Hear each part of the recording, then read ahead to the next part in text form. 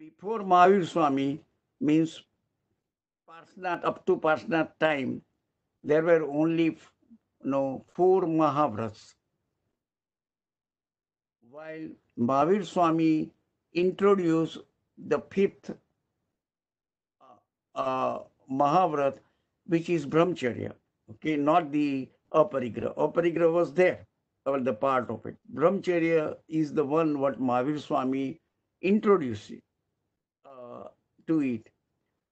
The question is why he has to introduce it. First of all, let us keep the facts straight. In Kalpa Sutra, it indicates that the Rishabdev's time, okay, the monks and nuns, okay, those who are the renunciates. So you got to keep certain thing in the mind that Jainism is uh, good. The whole philosophy is good for monks and nuns type renunciate peoples. Jainism is easy to practice. Jainism and Buddhism both.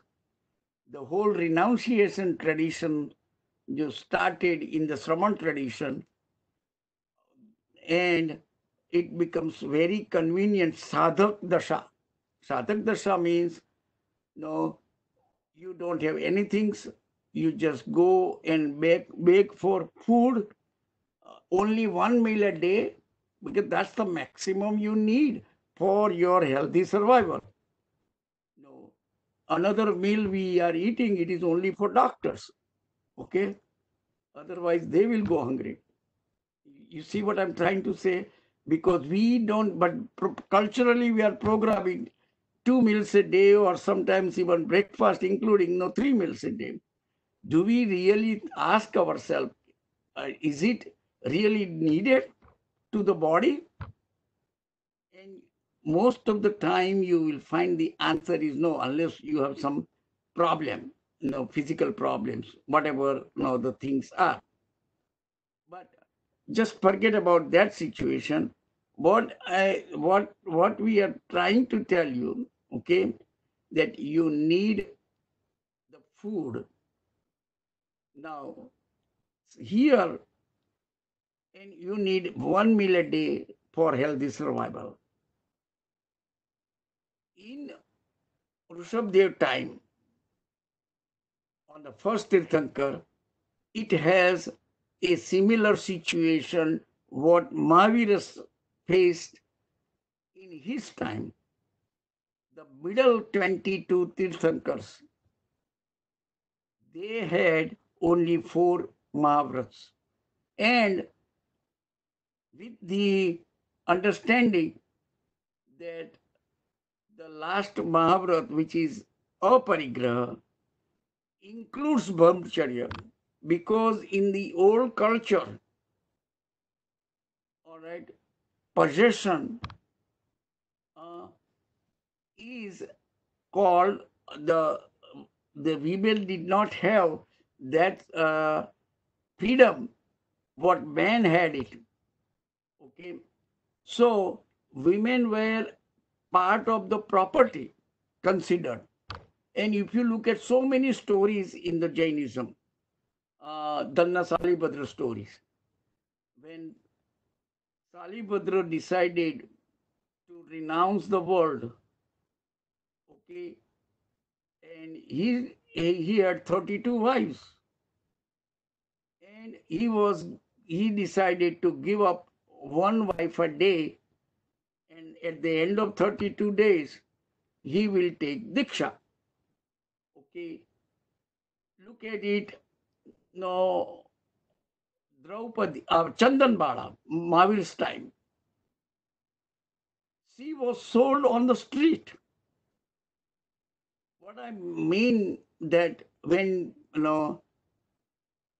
women like Chandanbala has to be sold on the street so that they can sell as a slave to do the menial work in the house.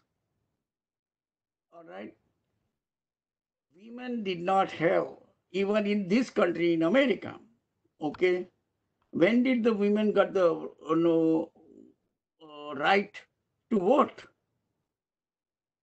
Significantly later than when men got the freedom and write the constitution. It was all for men.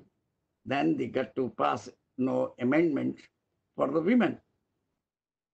The in the around the whole world, particularly India, because it was more advanced culturally, knowledge wise, and everything, but it is only male dominated situation, right? Mahavira was one of the biggest revolutionary person that on the very first day, means the second day, okay, uh, attaining Keval Gnan. After that, he gave Gautam Swami Diksha by himself. He gave Chandan Bala also Diksha by himself. He did not even hesitate. Okay, I will not initiate Chandan Bala. Okay, why? Because that's how he was the biggest revolutionary person. Buddha did not do it. If you look at the Buddha's life, when he attained the Bodhi, only he initiated man. After 3 years or 4 years, when I don't remember exact time, but when his aunt approaches to him after bare walking, traveling on foot, so many miles, which monks have to travel from place to place because they cannot stay in one place. And his own aunt did that one. And then he comes to him and asks that, tell me what is wrong in me. How come you are reluctant to initiate me? He did not have any arguments in that sense and he initiated it.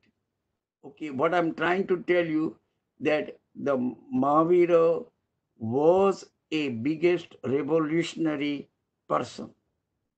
And he gave the equal right not only monks and nuns, same thing, because he is the one who initiated. He did not tell Gautam, now you initiate Chandan Bala. Okay? No, he initiated his guru, or no, her guru is the same as the Gautam Swami's guru for both monks and nuns. Now look at Shravak and Shravika. Anand Shravak, he gave 12 vows of lay people. And the same thing, Sulsa Shravika, Bhagwan Mahavir gave 12 vows of the lay persons. Okay? And he did not treat anybody unequally. Okay? Problem from historical point of view, what I see the problem is, and basically several of the people opinion in that one, that after Mahavir's Nirvana, because when Mahavira was alive, nobody spoke, nobody said anything, means his disciple point of view, okay? But after Mahavir's Nirvana, if you look at the series of acharyas who become in charge of Jain Sangh, they all came from Brahman community. Okay, they all practically came from Brahman community, and Brahman community women has the same culture. I mean, man has the same culture like rest of the Brahmins, rest of the Hindus in the area. And all these things introduced later on in Jainism. That's the because the first 11 Angagams, if you read the history of these 11 Angagams, which is the oldest Agams, all right, in that Agam, if you if you notice it, anything that you will not find this kind of the match, because these are the only one compiled by Gandhara. Bhagwan Mahavir did not write anything. You got to keep that thing in mind always. Neither Lord Buddha write anything, okay, on Buddhism. Bhagwan Mahavir did not write anything. He only preached every morning, evening, or morning, afternoon, evening, 3 times or 2 times a day, depending upon which sect and you are believing. But that is not no really big matter, or whether he was preaching 3 times a day or 2 times. What difference does it make? But what happened is when he did preaching, Gandhar listened to it only. After his nirvana, only two Gandhars alive, Gautam Swami and Sudharma Swami. And then there is a variations between the two. But the point is, they are the one who did the 11 Angagams. Any other books, it is not even done by Gandhar. It is by other acharyas. Now here it comes the faith. Now with the faith you can say, well, but because they were knowledgeable, and because of that they are knowledgeable, they should be able to do it. Or they are doing. But whichever way it is, the fact is we are using Mahavir's name there, that saying that this is what Mahavir has said in this particular book. No. Actually, if you want to consider it, at the best, you can consider only 11 Angagams. Okay, that is Mahavira. Okay, you look at it that way. And that also, stories are you have to look at in Pratmaniya point of view. All universe structure and all that one we'll be talking later on. I mean, next, in whenever we have time, after all this question answer. So what I'm trying to bring it out, because we are very poorly read about Jainism, that's why we have all these kind of questions come up. And we have been programmed, oh, this is the right thing, this is the best religion, this is this, this is this, this is this. Do we really deserve this religion? That's what I'm asking it, okay, from the world. Because not many people really know the basics of Jainism, and they talk big, okay, in such a way, all right, as if they have the good knowledge of the religion, okay. And those who are knowledgeable, they don't want to talk about the proper things. The reason is they think the people will not understand it. So they are always telling you stories. And whoever the speaker tells you more stories, he is a very popular one, okay, because this is how we are. This is how our community is being made up. I hope I answered the question. That's the point I'm trying to tell you. Do you